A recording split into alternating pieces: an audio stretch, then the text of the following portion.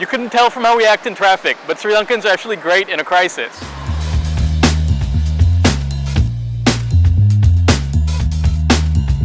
During the recent floods, we basically saved our own asses, with a lot of help from the military and not much help from the government.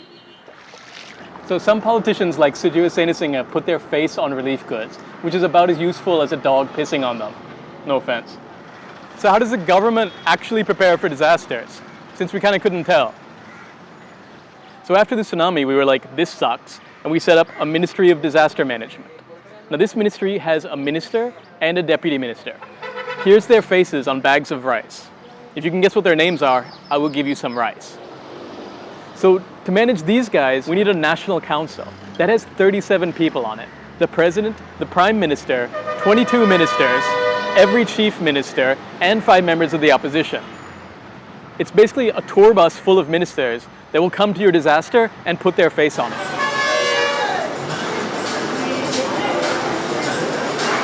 Now what these guys manage is 4 organizations that do the actual work. So it's the Department of Meteorology, the Disaster Management Center, and the National Disaster Relief Services Center, or NDRSC, and the National Building Research Organization.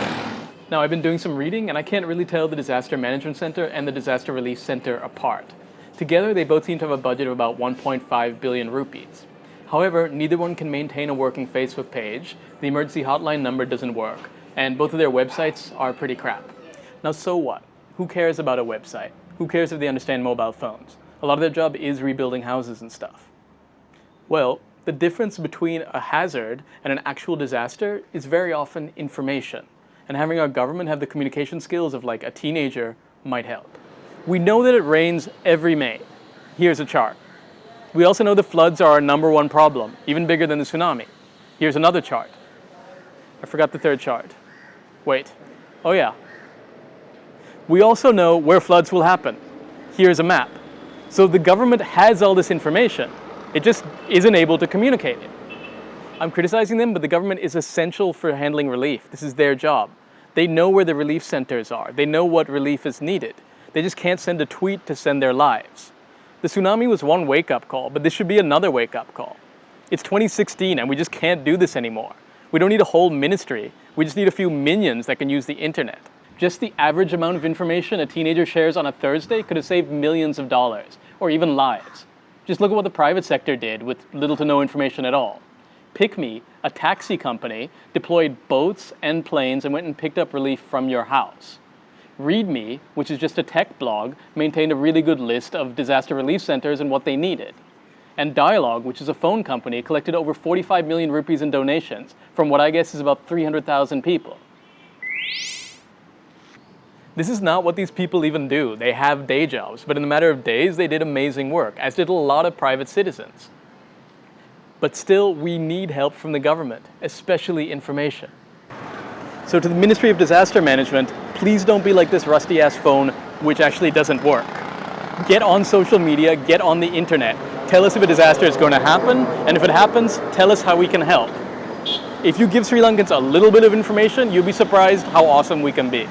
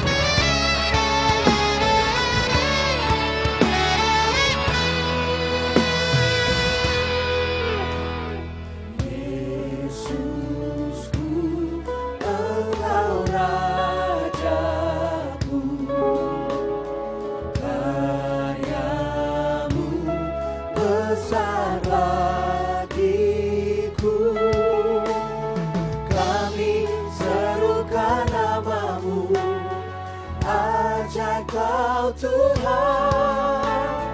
kami masyurkan namamu besar.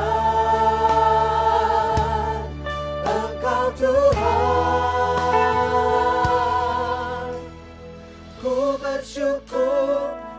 kasih setiamu yang tak pernah sekalipun berhenti untuk selamanya. Engkau Tuhan.